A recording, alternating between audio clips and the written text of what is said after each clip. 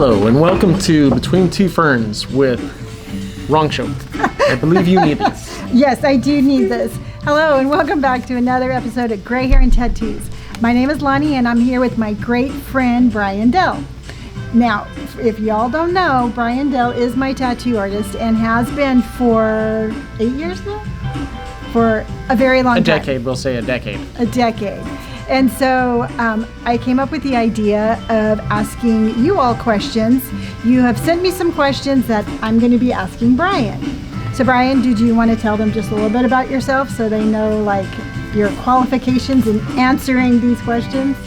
Yeah, I've been doing this for 15 years. 16 years. Started in 2005. Started working on my art skills when I was a little kid. Grew up wanting to be a tattoo artist.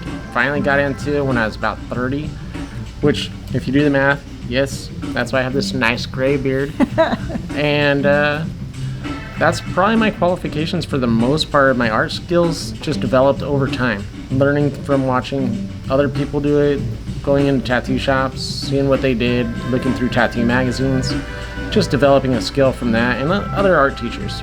Yeah, you know what's really cool is I didn't realize you were 30 when you started tattooing because I was 30 when I got my first tattoo. I also was 30 when I got my first tattoo. Really? It was by me too. So that's what, you know what, a lot of times people are like, oh my gosh, you know what age can I start getting tattooed? Age can you start being a tattoo artist? And basically any age. Well, you have to get your start at about 18 because that's when we're allowed to actually tattoo you. Oh, okay. Well, but after that, you can get your tattoos after 18, 19, 20, 100. Depends on how well your skin is holding up at that age, I guess. Well, that just actually brings us to our first question. So the number one question was, at what age should I get a tattoo? Now, before you answer that, we need a two-part, because a lot of times people think that question is just like for the younger people, but also too, it's if you're older. So, number one question, what age should I get a tattoo? How old are you now? I am 57. At 57, she should get a tattoo. But for you out there, start at 18, make sure you have solid ideas. Take direction from your artist. They most likely have a good idea why they're telling you things they are. Because I mean, it's amazing to me because a lot of times I'll have people be like, well, you know what, I'm going to sign the consent for my child who's 16 because it's a memorial tattoo or because of this or even because I want to be the cool parent. I mean, I always say wait until you're 18 and, you know, not being a cool parent isn't exactly what it's all about. It's understood, for me at least. I look at it and I think about how I would have felt at 16, what I would have got. What I would have got then wouldn't last me a lifetime as a cool idea. It would have just been like, right now, yeah, you know what? I really like my favorite band. My favorite band's Danzig, and I love the skull, so I want that. I get into my 30s and 40s that I'm at now and look back at that tattoo and go, why did I get this? Yeah. You know, the band's not really around, you know, things change. Yeah. So that's why I say always wait till you're 18, wait till you have some good solid ideas, work with your artists, you know, that always helps. See, I always say that too, and I'm glad that we agree. So that was number one. Okay, number two.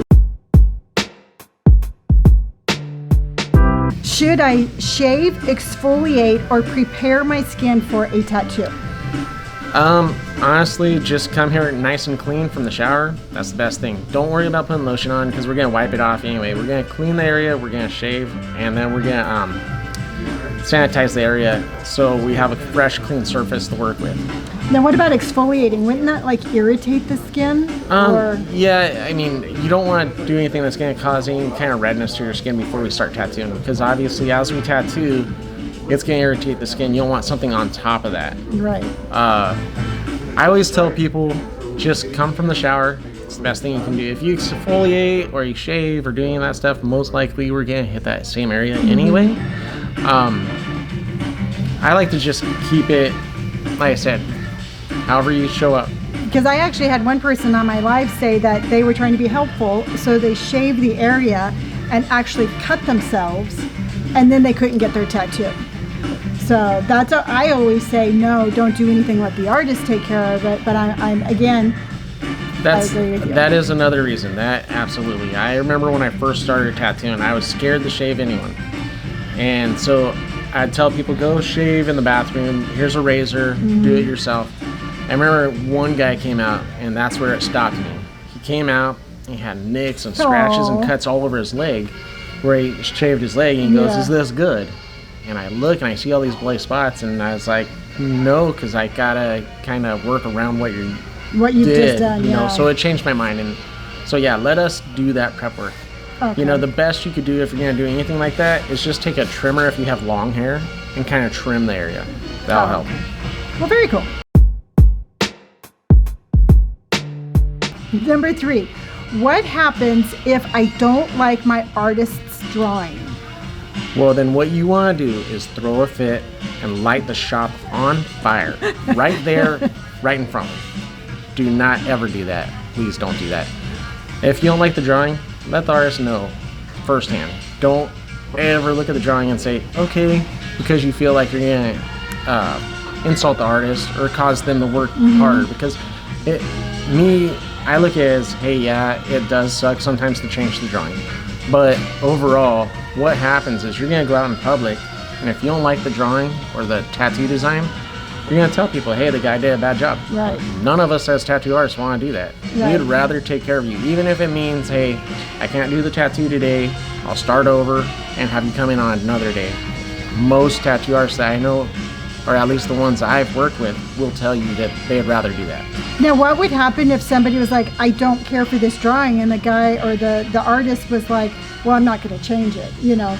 Would you just be like, I want my I mean, have you ever heard of anything like that before, where they try to strong arm you into taking the drawing as it is? I have. I've dealt with situations like that before. But when it comes to that, I say stand your ground. Okay. You know, let the artist know that, hey, you know what, maybe I'm not interested. And maybe work with the artist and say, hey, look, I wasn't interested in that piece. Maybe we can work on something else at a different time. Okay. And that way you don't really waste your deposit, and hopefully that guy will forward it to a different date. Right. Because I know, like, even with you and I'll give you the idea, you'll draw it up, and then you'll be like, what do you think? I'll be like, you know, maybe make this smaller or enhance that, and because we kind of collaborate together. I mean, you always come up with great designs, but then you always ask me, like, what do you think? And you allow me to give my input too. Yeah, there should absolutely be some freedom on both sides. Right. A collaboration, kind of. Yeah, I mean, obviously we as artists, we can't get into each person's mind. You know, we have to go, all right, this is the best I can do from the description you're giving me. But also some of that comes down to, like, when you find an artist, you have to know that what you're finding in that artist is going to look like the style of design you want. Right. So if you see someone does beautiful flowers, you know, and you want like a beautiful, like realistic flower, search that guy out. Right. Don't go searching out the guy that, hey, everyone tells me this traditional style artist is great at flowers. Look for the guy that does realistic, because the traditional guy and the realistic guy sometimes don't do the same styles, and they Right. won't get to what you're trying to get. So collaborate and stand your ground, period. Yeah. Right? Absolutely. All right, number 4. How do I deal with body issues in a busy studio? Well, so I look at it this way. Never be intimidated, because think about it this way. Everyone that's in the shop has those same issues. They will all feel the same insecurities that you do. And sometimes, if you're lucky, and maybe not even lucky, most studios will have like a partition wall. Not all. You know, I can't speak for every tattoo shop out there. And some have a second room where they can take you into that room and tattoo you there. Maybe if you're that concerned, ask. You know, never assume, because like we're just like you are. Right. You know, it's one of those things, when you see an animal in the wild, they're just as scared as you are. They don't know. So a lot of times the first thing is, if you jump at them, they're gonna jump at you. Right. So just keep in mind, like, yeah, body shapes are all different, you know, and if you're worried, like, say it's a scar or something, definitely ask the people that are at the shop, you know, have you dealt with scars? How long does it take before I can get a tattoo over a scar? Right, because I know myself, you know, and being on social media and everything, it's body shapes are just, it's a form of where people get attacked. You know, if there's a person out there who's trying to show fashion and they're plus size, they get attacked for being plus size. So in general, society is, you know, trying to make anybody who's not the stigma of the perfect body type already feel bad. And then you come into like a cool environment like this, you know, it's a sad culture, but it is something like, you know, maybe if somebody's, you know, not comfortable with their body, you know, just maybe talk to the artist and just be like, I'm not really super comfortable with my body, or, you know. I mean, always verbalize anything that you're really trying to express out there. Because if you don't, as soon as you walk into a shop and you don't do that, we're going to assume everything's fine. Right. You know, as a tattoo artist, we're going to think that, like, you're okay with whatever you're getting tattooed, wherever you're getting tattooed. And I've dealt with people that have had different situations where they're like, I'm not sure I want this part of my body shown. Right. I'm like, well, what do you want to tattoo? And then they'll be telling me, I'm like, okay. And then I'll either suggest a different spot or a different location where it's going to look better, or I'll tattoo them in the area, long as it will flow with their body. Like, that's one thing that I will say for sure is, like, say you're a larger person, someone says, hey, just trust me, it's going to look better here. There's a reason for that. Right. Most likely they have the expertise in that area to know that, hey, I can do this tattoo for you and make it look good, but it's not going to fit the body the right way. Right. You know, I'd rather have someone come in and trust me when I tell them, hey, look, I know you want this on the hip, but the shape of the design would work much better like on your back or up on your shoulder or something. So, I mean, that's one way to look at it. And the other side is, like I said, just always just trust the artist is going to look at you the same way they looked at the last 50 people that were either bigger or smaller or whatever size, and just assume, okay, you know what you want. We're going to do what we can to make it happen. Okay, number 5. Okay. Is it perceived as bad etiquette to have one artist finish a piece that another one started? It's kind of a difficult question to answer in some aspects, but at the same time not. I look at it this way. If I started a tattoo project for you, most likely I think anyone around would probably want you to finish it with me. But, however, say something happens like your artist moves away, your artist passes away, you move, I think it's no problem for sure. Or say something happened between you and the artist, like you got in a fight over something and you don't feel comfortable going back, then yeah, no problem. Definitely have someone else finish it. But if it's like a sleeve project and you're like 50 to 80% done, definitely seek that person out. Yeah. Try to get them to finish it up, because they're going to have that only style that they do. Right. You know, and it's going to stay the most similar. I mean, I've been doing this for a while, and I know that, yeah, I can try to mimic everyone else's style that I see, but I can't guarantee that's going to be precisely the same. You know, like, I might make a decision to do a different color than someone or a different style of line work.